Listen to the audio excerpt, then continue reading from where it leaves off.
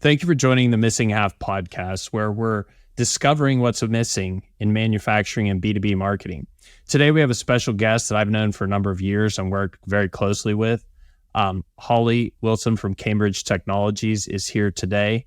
We're going to discuss a little bit about autogenous vaccines, which I'm sure none of you know what it's about unless you're in the industry, in the animal health industry, and B2B marketing to veterinarians and producers. So Holly, welcome and thank you for joining us today. Hey, thanks for having me. This is exciting.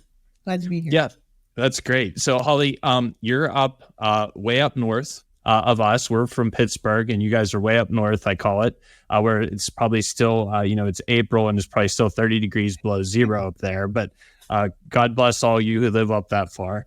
But Holly, maybe start with your background and a little bit about what brought you to where you are today, and even start as early. I think anybody who works in animal health, in agricultural marketing, usually didn't go to college and discover that, right? There's some part of their youth, their upbringing, that kind of got them interested in that space and led them. So maybe even start back a little earlier than we do sometimes with some of the folks with just their college education, but maybe those experiences that led you to participate in the animal health arena.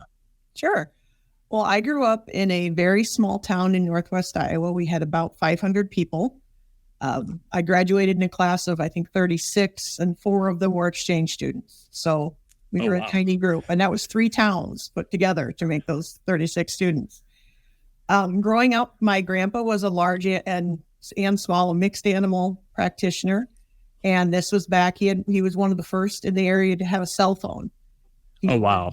Because originally they would call my grandma.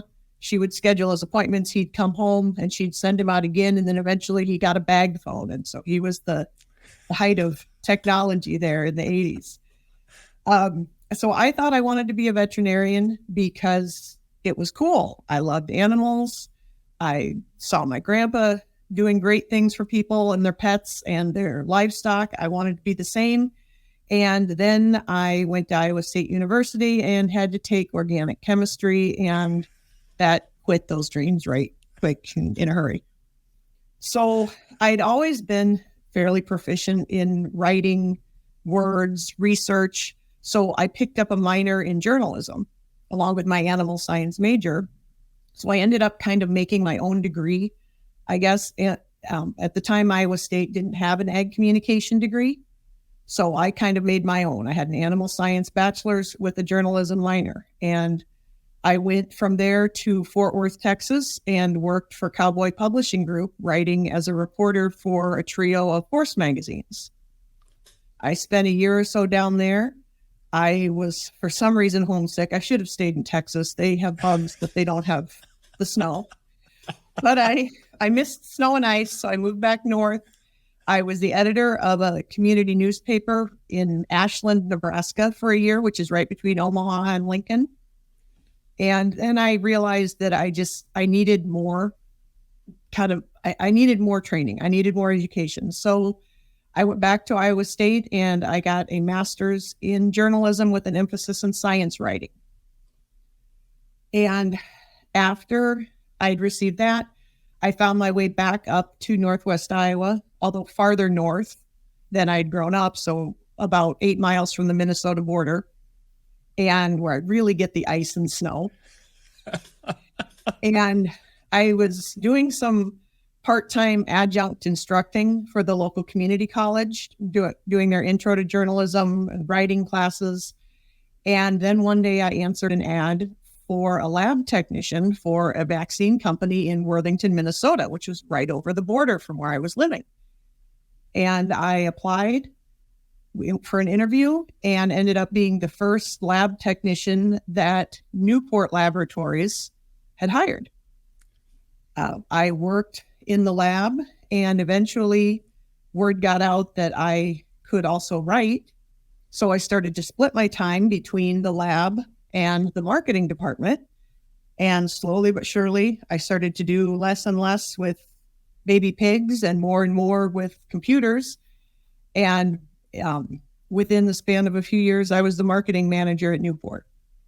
And The reason that is important is, besides the obvious experience, is that the people who had started Newport and owned it and ran it were the same people who eventually sold that business and then started, after several years, started Cambridge Technologies, which is where I'm at today.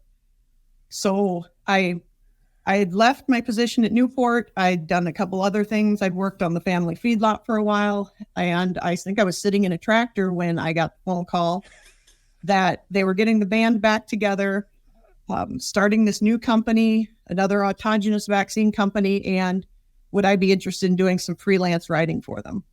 So I started to write some tech papers. I wrote the press release announcing their USDA licensure, did their social media posting, and until they had a full-time marketing person on board, I sort of ghost wrote and ghost filled the position and wrote their materials, some of which were still in use when I eventually, in late 21, came on board full-time.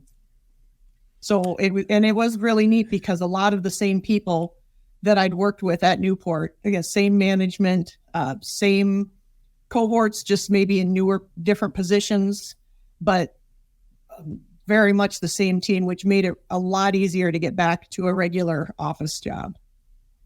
So Holly, I think there's some interesting things I want to expand on in what you just told us. But I think the first thing we can ascertain is you don't like yourself a whole lot because you keep getting closer to the snow and ice. So I'm projecting here maybe that in your retirement you're going to go on polar adventures and with sled dogs or something, because you keep going further north. And just know that the Earth is round, and at some point in time you will go back. Well, I do hate bugs with a passion. Got it. That's kind of where, and this winter was very mild. So we were very fortunate. Although now here it's been rainy and windy this last week. So I'm not really enjoying that. But yeah, I never thought I would come back when I was a bright-eyed college grad, wet behind the ears, going to Texas to live the good life. And here I am, digging out of the mud. Back again. Yeah. So, interesting parallel to my story. I grew up on a farm, a dairy farm, and I still remember our local veterinarian allowed me to scrub in when I was 11 years old and do a gut rotation surgery on one of our dairy cattle. And I was hooked. I was like, this is what I am going to do with my life. I also met something that ended up not being my friend, which was chemistry. And we met, we courted for a while. We found out that we weren't a fit, like we weren't going to be able to date and then get married and stay together. So we parted ways. And I think my chemistry teachers were happy for that, as well as myself. But so that's an interesting parallel path. I ended up then going into business training and followed in my father's footsteps. But that's kind of interesting that our stories have that parallel.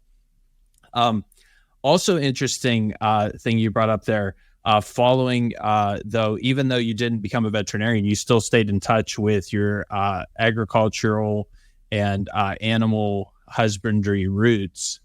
And one of the things I'd like you to just talk about before we get into the nuts and bolts of marketing and some of those things is you still own and operate as part of your family business. You guys have, I guess, a side hustle, as it were, for you, but a primary thing for some of your family members. You guys still have a farm, and you have a feedlot, correct? We do. We currently have just over 2,000 head of beef cattle on feed. And so I like to say, kind of like the hair club for men, we're not only the president, I'm also a client. I'm not only the marketing person, I'm also a client. We just got done Monday vaccinating, giving them their second round of Cambridge vaccine.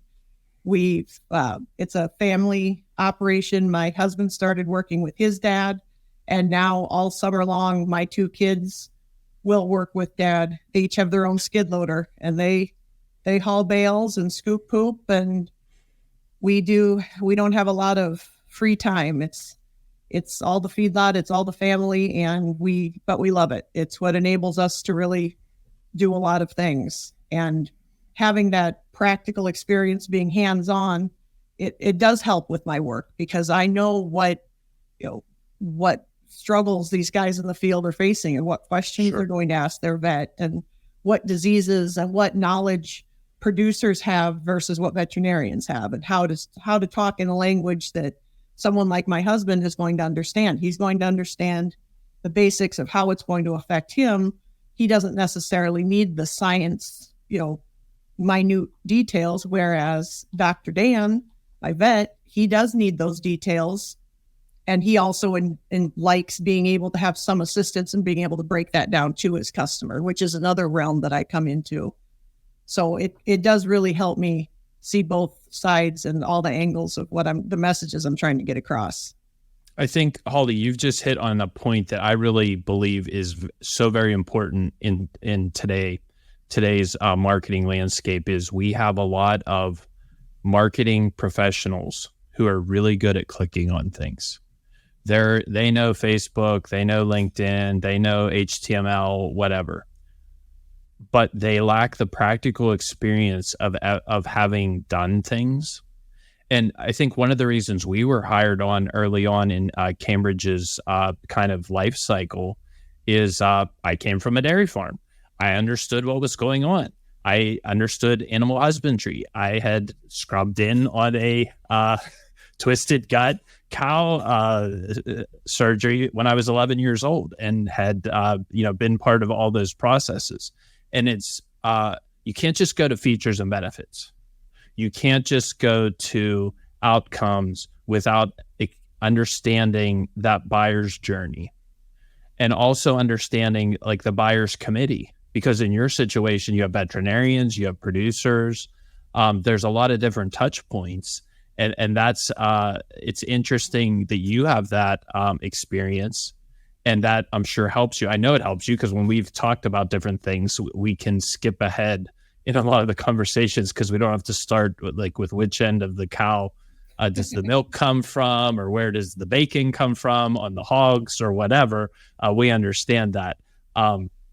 So that's a great experience. And full disclosure, this morning, I had my children at our barn milking cows because our farmhand who manages the farm for us on a daily basis, he was off today for a personal day.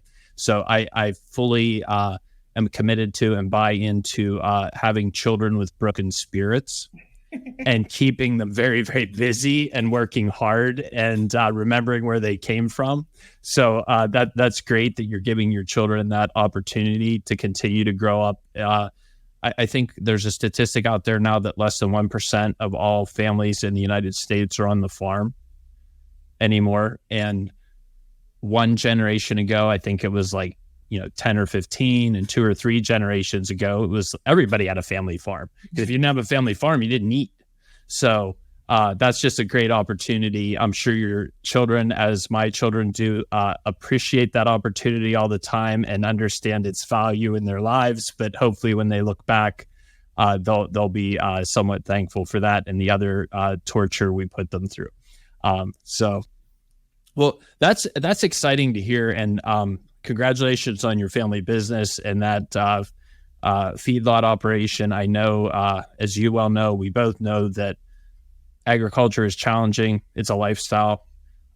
There's a lot of sacrifices specifically for families, but it's very rewarding in many other ways. So congratulations on that. When you look at, and we just touched on a little bit, when you look on that buyer's journey and you look at the buyer personas and you look at the buyer's committee and the way that the industry is structured, in the early days when you were with Newport and even when you came on with Cambridge, autogenous vaccines, the niche segment that you guys operate in, was not known, understood, and certainly not accepted. Could you maybe talk a little bit about how you've seen over the past 20 years kind of the life cycle of autogenous vaccines? And maybe before you get into the life cycle, for our audience, I'm going to just take a wild guess here that most of them are going to have no idea what we're talking about because it's a very niche technical science, even in the vaccine community and animal health community. So maybe first tell us what autogenous vaccines are, and then maybe talk about your reflections on the life cycle of that product over the past 20 years. Sure. So in a nutshell, an autogenous vaccine is a vaccine that is custom built for a customer, for a case. So we will have veterinarians will send in diagnostic samples, whether it's an eye swab, if they're having pink eye problems, poop samples, blood, tissue, whatever, with what they think is going on. And we will do our diagnostic work. We have a full service laboratory. We will find out exactly what is going on down to the molecular level. And then we will consult with that veterinarian of here's the main pathogens that are in this bug that are causing this pink eye, or because pink eye is not just pink eye. It could be Moraxella bovis. It could be Moraxella bovaculi. It could be mycobovis. It could be, any number of things. And so we will find the exact strains of what is causing the problem, isolate them, and we can then build a vaccine containing that exact bug or bugs as the case may be.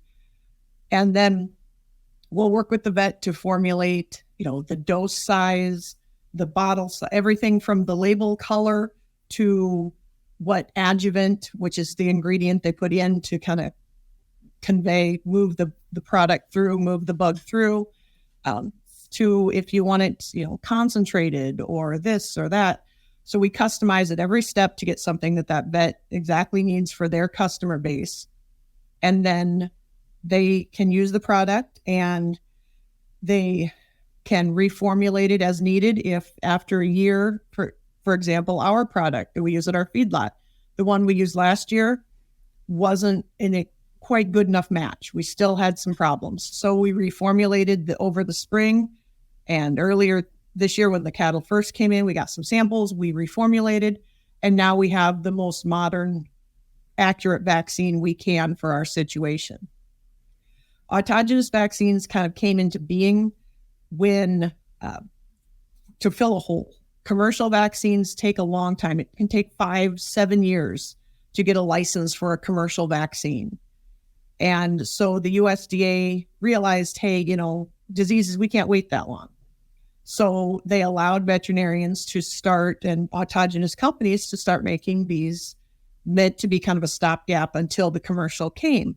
But there are some diseases that either just don't have a big enough market to justify all the money that goes into creating a commercial product and getting a license, or there are some that just, such as pink eye, where the strains, there's so much variation that a commercial vaccine can't keep up with reformulating and relicensing and all of this. So whereas when I first came on at Newport, a lot of our focus was still on educating veterinarians that autogenous isn't just a stopgap. Autogenous is not a product that your vet's making in his bathtub, like jungle juice at the frat party, just something we're mixing in and throwing everything in this big barrel and stirring it. We had to prove that, it is a product that is under strict USDA surveillance. We have to have a license. We have inspections. We have quality control. We have testing we have to do on every batch that goes out. So when I was there in, around 2008, 2010, when I was really doing a lot of their marketing, it was a lot more education based. And then when I came back, 10 years later, all of a sudden autogenous is a big player. And there are a lot of diseases out there, especially in the swine industry, where the autogenous vaccine is the go-to product and the commercial is not. And so now it's not so much educating, it's more proving that we are, maintaining our position as the industry leader in autogenous and continuing to chip away at that commercial. Just because we aren't a commercial licensed product doesn't mean that we aren't better. Sure. We still have a license. It's just a different kind of license. We're in direct competition now with those commercial products more than we were when I worked at 10 years ago. And so now it is more a direct competition. And There are some diseases. Our R&D department is very busy. We're constantly finding new strains, new diseases, new avenues of helping to keep animals healthy, of solving problems. I like to think of us not as a vaccine company, but as a problem-solving company. The vets send their diagnostic samples to us. They send us their problems, and then with our diagnostics, our technical services, our manufacturing, our customer service, we work as a team to solve their problem. And I think there's diseases now that are out there that there is no commercial vaccine for, and we can solve those problems for them. Holly, one of the things that I've always been impressed with and really enjoyed is watching the teamwork and collaboration that you just talked about between the producer, the veterinarian, and then Cambridge. For instance, it feels like when you look at the commercial vaccines, you have these large companies that come up with a game plan, and then they make a vaccine, and there it is. When we look at science, which I did remember play with science a little bit, but then we agreed to part as friends, not adversarially. We would say that we would want to have a broad, consistent sampling with continuous feedback with, people who are doing this stuff, and then the scientists being the vets, right? So with the producers, then the vets, and then your laboratory technicians verifying those and like building a database of what's happening in the herds and in the barns in your geographies that you're servicing. So I feel like the autogenous model is really, in a lot of ways, just more on the ground and has the heartbeat of what's happening, as opposed to the commercial vaccines just kind of being a one size fits all. This is the best we got. We developed it maybe 5, 10, 20, even 30 years ago, and this is what we're going with. Is that, and I'm a novice in this, but is that an kind of a semi-accurate representation of what's going on? Yeah, I think veterinary medicine as a whole has really opened with these newer generations of vets that are coming out. They are a lot more research hungry, and they want products that work, and they want to be able to test them and know that they work, and they will work with us to do case studies. We might end up selling a product by doing a study with someone. We'll put it in your barn. You're having a problem with this. Let's put some of our vaccine in these pigs that we know is in your area. We've got this bug. We know it's localized from here. See if it works. And we know it will. And that's what makes them believers. So it's not always just, we're not selling the product. We're selling the research with the product. And they send in their diagnostic samples continually. That's one of the reasons we have the veterinarian that we do, is because he was gung-ho on, you've got a dead heifer. I'm posting her right now. We're doing it. Sure. Rather than just, give them some antibiotics. We'll see what happens. It was probably just a one-off. And, even the younger, like my husband, we still like to think of ourselves as younger cattle, but he wanted to know too. Antibiotics are expensive. They're getting much harder to get. There's a lot more paperwork involved anymore. There's resistance. It's not necessarily the golden calf cure-all that it was back in the 80s, 90s, whenever, where we need a different solution. And we're open to doing that research and finding out what the problem is.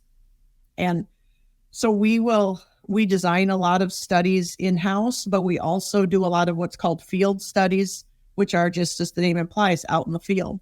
We'll find producers that we work with, veterinarians that we're very close with, who will, let's test this in these. Because the vets have that much confidence in our product. They know it's going to work. They're willing to let us test it so that we can take that information and that data and help enlighten more veterinarians about, hey, this works for this problem. With this, to move this into what does that mean in marketing?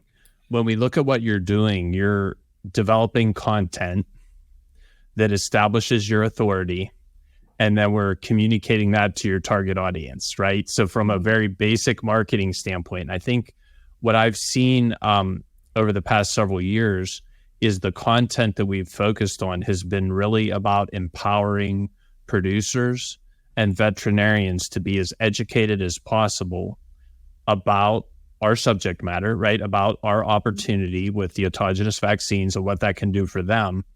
And that seems to be what's helping to fuel some of our growth by just being transparent and sharing that information in a way and meeting them where they are. Like we always talk about the buyer's journey. The online buyer's journey now is that 86% of all of the online or of the buyer's journey is online before they contact a company. If we're not presenting that information for them to self-service when they want it, when they need it, how they want it, they might not deal with us.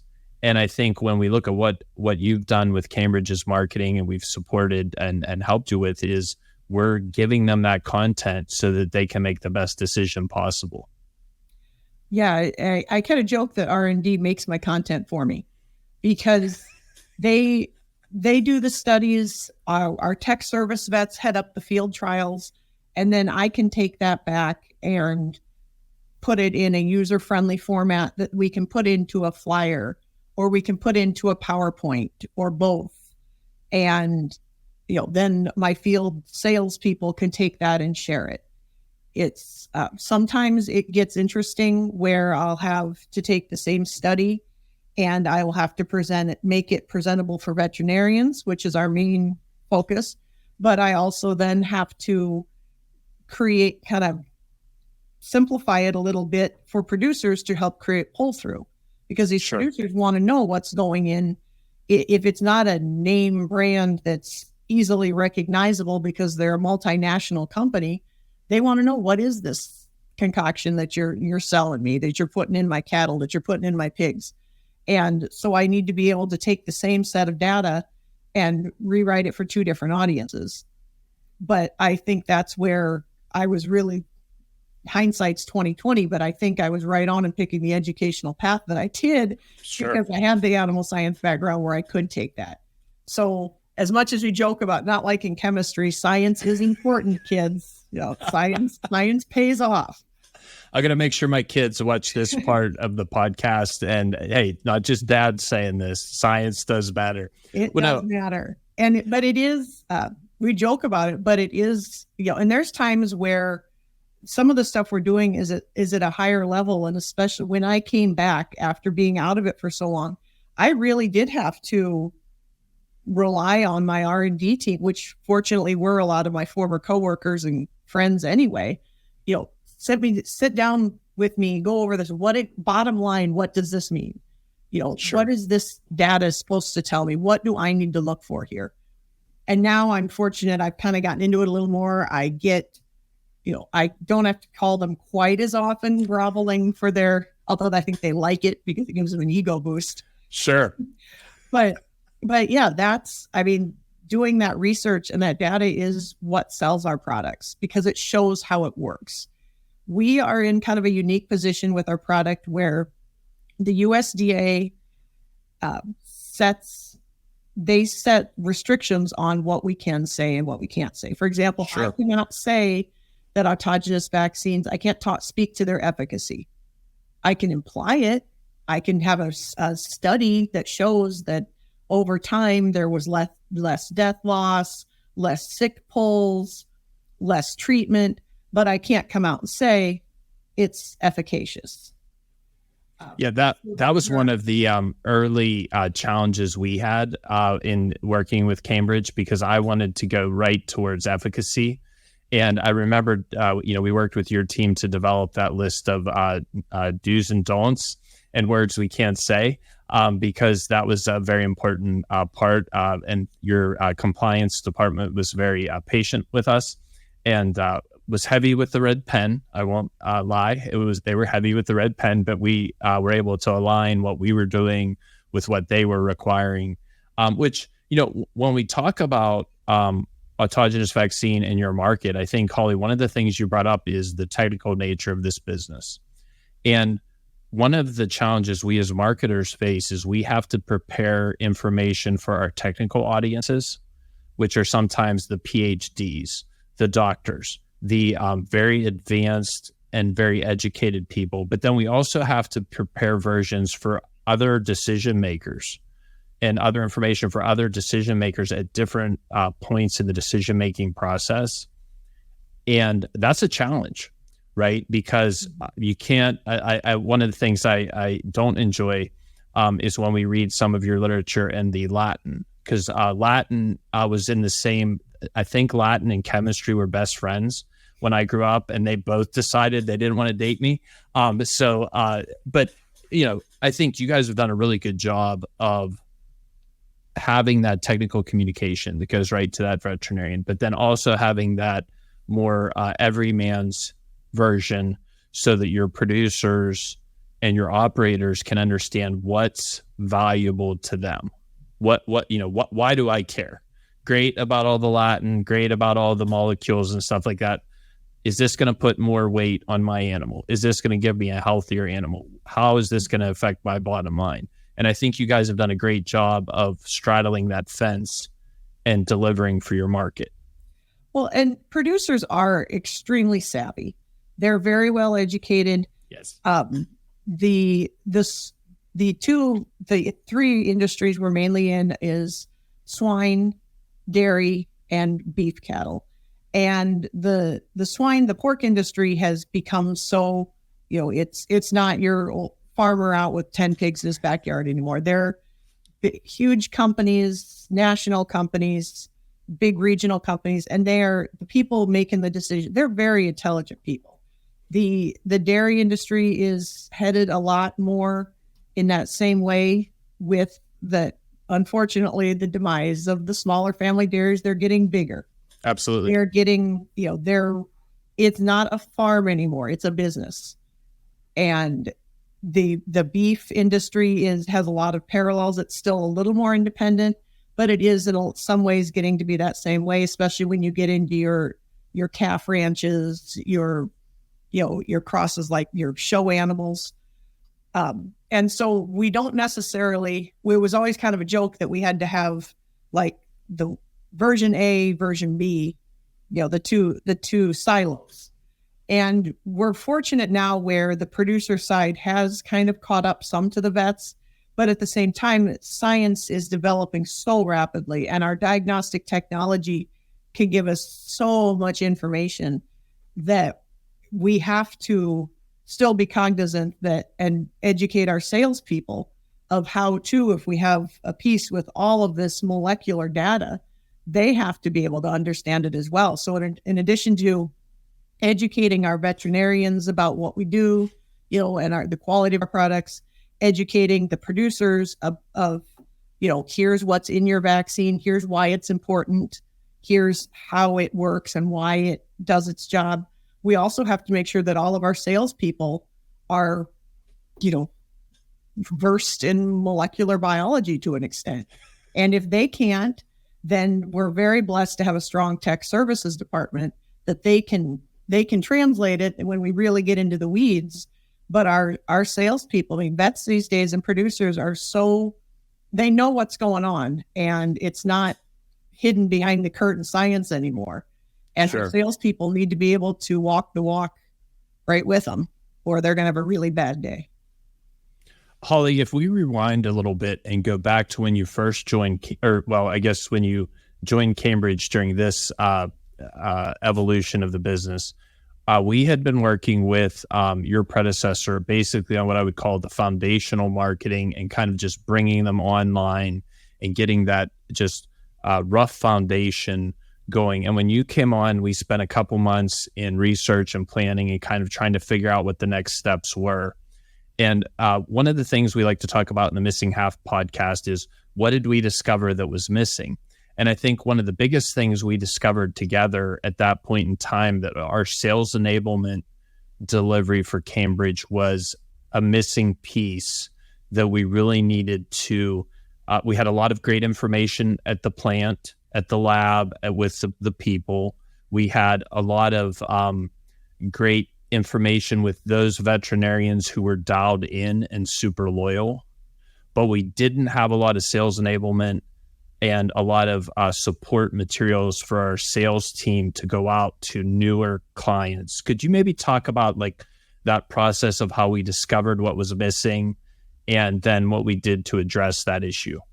Yeah, well, when I came on full time, it was, I think, December of 2021. And it was back in like 2018 when I had originally done the bulk of freelance work for Cambridge. And I came on, that's 3-4 years later, and they're still using a lot of this, almost all of the same stuff that I had done 3-4 years ago. And we'd gone also from having 1 or 2 salespeople to, 6 or 7. And like I just said, producers and veterinarians are savvy enough that when we're showing them data from 20, there was the write-up was from 2018, but the data might have been 10 years before that, just research that I dug up, that doesn't really speak to us being on the cutting edge of research and technology. So we kind of have had to update a lot of the pieces that I've done previously. Some of them we've now phased out almost entirely. And we've also we've identified kind of what the heavy hitters for each species kind of are, where we have real good sizzle on the steak kind of research that we can develop into a 5 to 7 page presenter that these salespeople can go out and hear. We believe this is a gap that your commercial vaccine companies aren't filling, that Cambridge Technologies can fill. And here's just one example of the kind of research in this area that we're doing, of how we can solve your problem and work with you. And so, yeah, our salespeople they were clamoring for stuff because we had, a handful of presenters, and they really needed more because these vets want data. And when they go to trade shows, they don't just want a basic brochure about here's who we are, here's what we do. They want to know, what are you going to do for me specifically with my problem?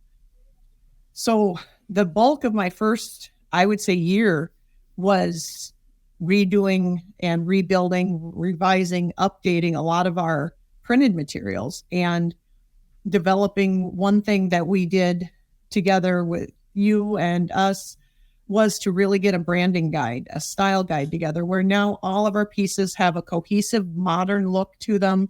Even our trade show displays and banners, everything has that look. So you look at it and right away, that's Cambridge Technologies. And you look at that and it's the images that it kind of invokes are of modern technology and science and just everything that we try to personify as a company. When Holly, you did a great job in partnering with us to develop that style guide. You would be shocked at how many potential clients and current clients we talk to when we meet with them. They would hear what you just said and say, "Oh, that makes sense." But then you ask companies, nobody has these style guides. Nobody has taken the time, and then they wonder why the piece that's produced by R&D and the piece that's produced by marketing and the piece that sales have, none of them are consistent. And that is important when you go to market today. Have a style guide. Make sure that everything your company, every touch point your company has with the target market is consistent. And whether that's a printed piece at a trade show, the trade show booth, the email they get from the salesperson, the website, a YouTube video, a social post, it has to be consistent because people are seeing so many things every day. If you want to have top of mind brand awareness, you have to stay on style. You have to stay on point and consistently deliver those things. The other thing I think that was very interesting as we went through that process, and you've always been a great partner in this, is creative briefs. You and our team have worked well together in developing these creative briefs, using the style guide as a foundation, but then dialing in on very technical information which our team has no clue, right? I mean, they've learned a lot about it, but they still are not going to go out and diagnose and administer vaccines and that type of thing. I mean, I'll go out and administer vaccines, but most of the team is probably not going to be in the feed yard doing that. Maybe talk about that process and what that experience has been like, and how we've been able to rapidly transform a lot of that material on point with the style guide, and really, and because none of this is like stick figures and arrows pointing up. I mean, this is very detailed and technical information. Well, when I was at Newport, I was very blessed. We had a great in-house creative department. Those guys were they were super creative. The only drawback was it was almost to a fault, because we didn't have a ton of consistency. When we had our commercial product licensure, we had some consistency. We had a logo, we had a family of colors, what have you. But we didn't have, you couldn't look at a piece and say, I know exactly where that came from. You wouldn't read it and say, I recognize that voice. I know that wording.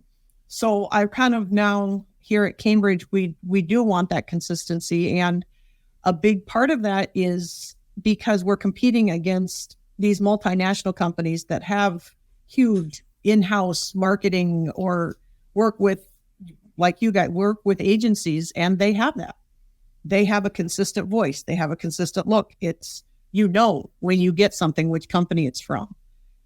And so that's where we need to look the part as well. And so when I sit down to take for example, a research study and develop it into a presenter, after I've kind of disseminated and worked with R&D to get what the key points are, I'm going to type those out. I'm going to screenshot, because I'll probably send maybe the pictures to you, or a screenshot of, okay, this is what this chart needs to look like. This is what the PowerPoint slide looks like that R&D put together. We need to rebuild this to look just like it. These are the colors. We have our Cambridge family, but this graph needs to be in these. I will write it out. I've always struggled with being a little too wordy. So I've tried to get more into bullet points. Sure. Because they're easier in a sales conversation. It's real easy to get those bullet points. No one wants to sit through paragraphs, and vets don't have time. Sure. They've spent 28 years of their life reading educational materials. They don't want to sit and read stuff anymore. They want to be out there getting dirty, treating animals. So they don't have a lot of time. Bullet points are a big thing that I've worked to develop more in my writing style. And I also have to realize that, I don't have my creative guy sitting right at the next desk where I have that luxury of turning around. Hey, if he has a problem, he can tap me on the shoulder and I can be, yep, nope, put that there. And so to help expedite it and make it easier for everybody, I could just send it all to you and see what shakes out, and then send back something that's all red penned and Sure. But that just wastes time. And it's hard to get an idea of what the overall impression of the piece is going to be. So the more detail I can give your team so that they know, okay, this is where we need to have this first, and then we need to talk about this, and then this, and this is our conclusion, kind of, and almost do it in that old inverted pyramid style. Yes. So if I'm getting too long, we can cut out some of this. We can cut that. It not only saves stress on your end, but then when I get a proof back, I know that I can send it to R&D, or I can send it to regulatory for their review, and not have them send it back to me with, where they understand it too. They're all busy. The last thing they want to do is sit and proofread my stuff. So this makes their job easier too, because it's all been organized. It's all laid out. And hopefully the only edits they have would be to, okay, maybe at this point, maybe you should make just a little bigger, or change that heading in a graph. Sure. Maybe here's another graph that I think just swap this one out because this shows your message a little better. It just makes it so much easier and expedites. I can't explain how much easier it makes life. Oh, to absolutely. have everything organized and outlined and kind of visualize it. And now that we've worked to develop that consistent look, it almost is just a template where Sure. I have an introduction, I have my explain the study, I put in my data, I do a simple conclusion. It's the skeleton of a white paper, but all gussied up.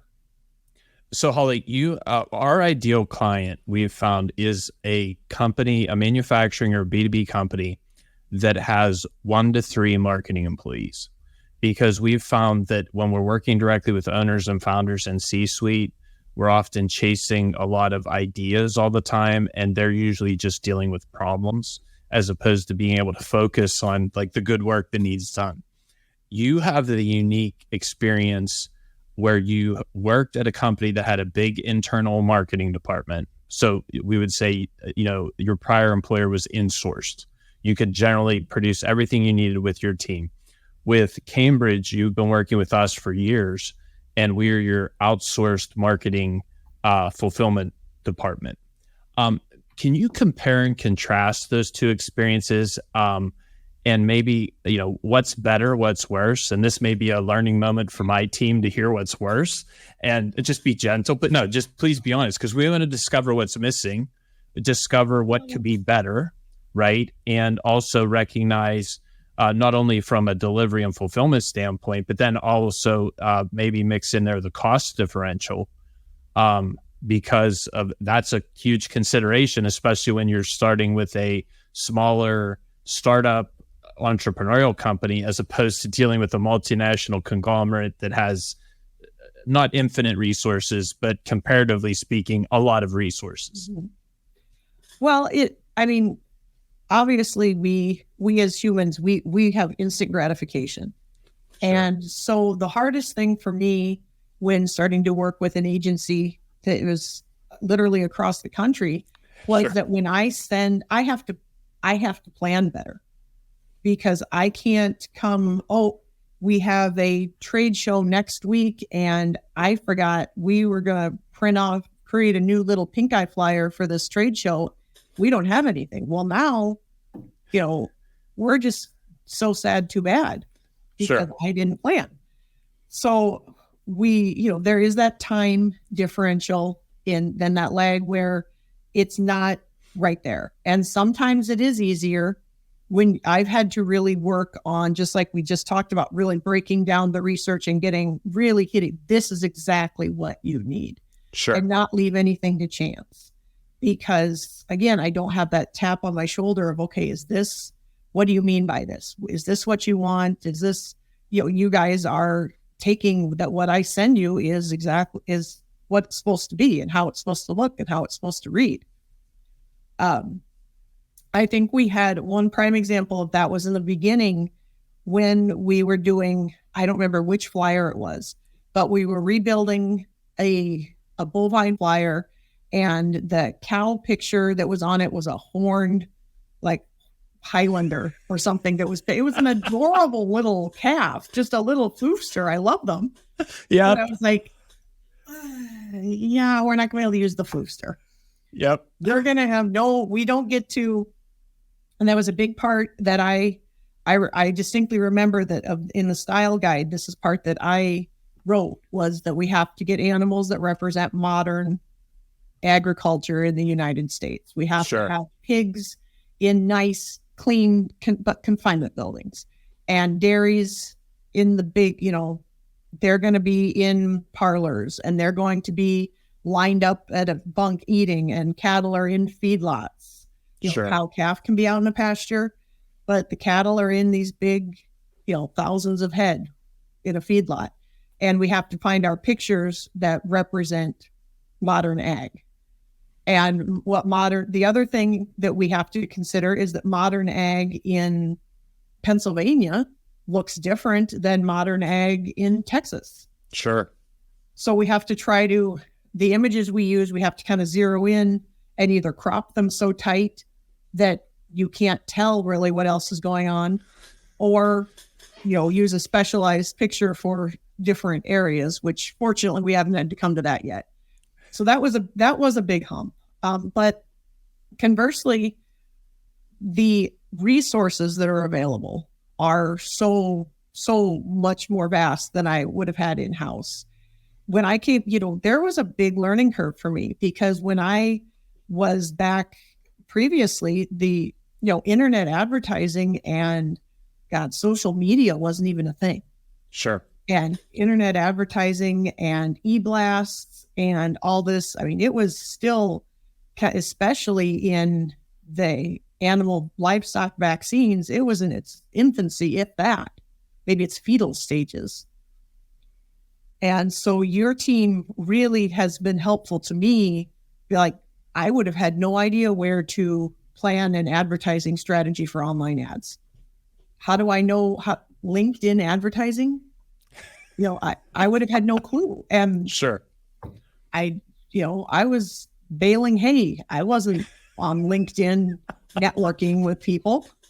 So it really, that part of being able to stay on the cusp, where I didn't have to go back to the basics and relearn, get a whole new degree. I could ask your team, okay, here's what we want to advertise. Here's where I think I want to advertise it. You guys make it happen. Where should we put these ads? How often should they be? What venues should we put them in? What avenues? What channels? How do we, social media? We didn't really have, that's one thing in these last, I would say 6 months, we've really started to put more emphasis on, because it's free advertising. Sure. Social media posts are free. They're kind of fun. We can relax a little more. And I would have had no idea how to coordinate posts. I would have literally logged in. I would have had 4 tabs and been copying and pasting sure. in all 4. I didn't know that you could automate all of that. Yep. There's all of this stuff that I'm sure, had I stayed in the industry and not had a gap, I probably would have known about, but I had no idea. And you really have helped make my transition. And granted, my situation is more unique, but you really have made it so much easier, where I can step right in and fool people into thinking that I know what I'm doing. And that's awesome. That's our job, is to help you fool people. 100%, Holly. That's going to be the clip we use across the entire internet from this interview. Well, no, but Holly, I think one of the things we really value is that we try to bring a wide variety of expertise in all forms of B2B marketing to our clients, so that, when you guys are ready to pivot to social media and really focus on that, you didn't have to find somebody else. You didn't have to hire somebody else. We were immediately able to help you strategize, come up with a tactical plan, and then execute that. And whether it's video, internet advertising, social media, demand gen, content marketing, whatever those things are, we really work hard to make sure we're on the cutting edge, so you don't have to be, and that we can then give you a recommendation or several recommendations and strategies to work together and find the best fit for you and your team. And one of the things I've really enjoyed, a lot of social media, if you're not in the TikTok-y influencer status that's very entertaining, when you come to B2B social media, is somewhat boring. The Cambridge social media is humorous and entertaining and fun. You said it, there's a little bit of fun in it. There's usually a pig, a hog doing something very entertaining, or a cow in a precarious position that there's some juxtaposition of an idea that's humorous. And I really want to commend you and the team on that creativity, because I enjoy watching that social media. I watch all of our clients' social media and their competitors, but I think you guys, the team that's working on that with you and what you guys are doing a great job of making that fun. Has that been a unique experience in the marketing space?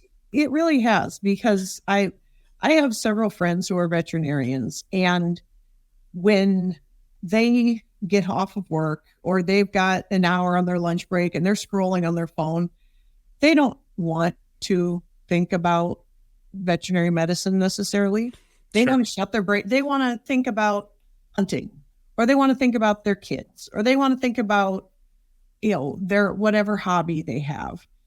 And so I think especially on Facebook, I think a lot of our audience is more producers.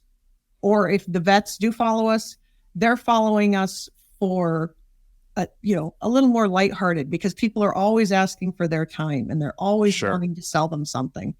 And if we can just, hey, we're trying to sell you something, don't get us wrong, but we're Sure. not right in your face about it. We just want, a little bit of relief. And I think you can fall into that pit of always taking yourself so seriously that people do kind of, oh, here they come again. They scroll right past your post, because all it's going to be is yet another research study, yet another this, yet another that. If you can't make people enjoy your company, it's like socializing in general. Sure. If you can't make yourself, shut that business part off for a second and make yourself just personable and enjoyable to be around, you're going to fail in selling things, because no one's going to want to be around you because you never shut off. And they're always going to feel that pressure. That's so true, Holly. And one of the things that we really live by here is the 95-5 rule, that 95% of your market is not buying today. Only about 5% are active buyers. So when we want to stay in front of that 95, we need to do that with branding. We need to do that with our social media posts. We need to do that with friendly reminders that we're out there, but they don't have to be in your face lead generation, ask for your business. And we can use social media to develop a connection, whether that's like through empathy, humor, just tidbits about the industry. We don't have to be always, what is that? ABC, always be closing, right? Like a car salesman. We can be more empathetic and have that authority come through without smacking them in the face with it. And I think what you guys are doing with your social media is doing that. I enjoy it. It makes me smile, which is always fun. I'm always wondering what's coming next. Well, Holly, I think so. Coming from agricultural background and what we've done together over the years, I feel like I could sit here and talk to you for hours. And I think we're going to have to run this back again here in a little while, because this has been such a great conversation. But is there anything else, kind of as we work to a conclusion here, is there anything else you can think of when we think about the Missing Half podcast? We think about what's missing in manufacturing and B2B marketing. Is there anything, as you look at your marketing or the marketing industry in general, that you feel is missing, that is something we can identify, we can all work on together, or that you feel is part of the future for your marketing efforts? Anything you can share there without giving away trade secrets, of course. Again, I'm speaking from my own experience. I never took a single marketing class in college. I came into it. I was very fortunate that I had a supervisor who had been in it since the dawn of time, and he was an incredible mentor. And even when I took on the freelance work and was doing this, he still, I could call him up today and he would advise me on what to do. And I have several salespeople who are the same way, and they, this is what we could use. Could you, give us something to fill this hole and help with, this is how we want to approach these sales, these targets.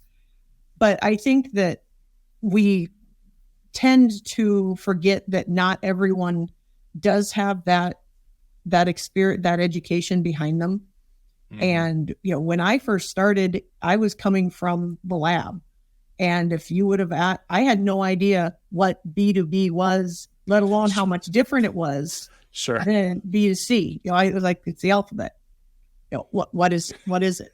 And there's so many differences there, and they might be just tiny little nuances, but we in our daily lives are confronted all the time with consumer-based advertising and consumer-based marketing.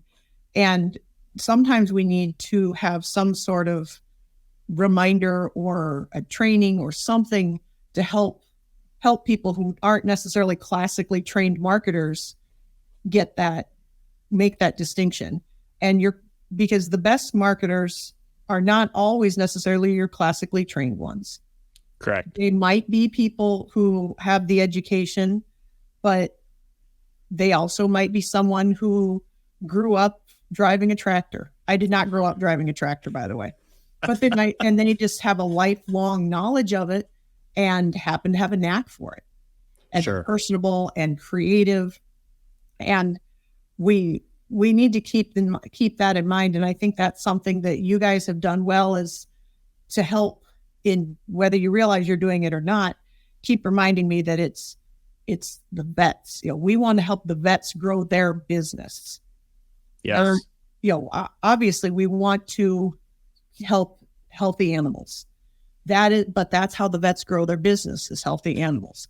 We're a tool. Our product is a tool that veterinarians use to profit and to be a success in their job. And sometimes I think I know I'm guilty of losing sight of that, when I'm creating materials for the end user, I'm actually creating sales tools for the veterinarian. Yes. And I need to remember that and keep that in mind. And I think sometimes we maybe forget that we're creating we're selling, but we're also creating tools for the vets to sell. Absolutely. Holly, one of the things we really have as one of our core values here is we want to have reciprocal learning. So we want to learn about your product and service and your industry and your vertical and your target customers and their specific buyer persona and needs and problems and, the solutions. But we also know that marketing has become so technical, right? It's not when we were kids, like you mentioned the bag phone earlier in the conversation that your grandfather had. That was the one big technological innovation he could lean on for a couple of years. Now they're, in B2B marketing today, it is so expansive, the opportunities. And those opportunities are very technical in nature. They require a technical delivery piece, an optimization piece, but they also have to be married with good strategy and good packaging, right? And delivery of that message into those technical aspects. So we really try to make sure everybody on our team and all of our clients are able to understand all of these things, because it is a whole new world. And the unfortunate reality is it keeps changing every day, and gets more bifurcated, it gets more siloed, and it's requiring us to continue to evolve and invest in training and R&D of our people. So, well, Holly, this has been a delight.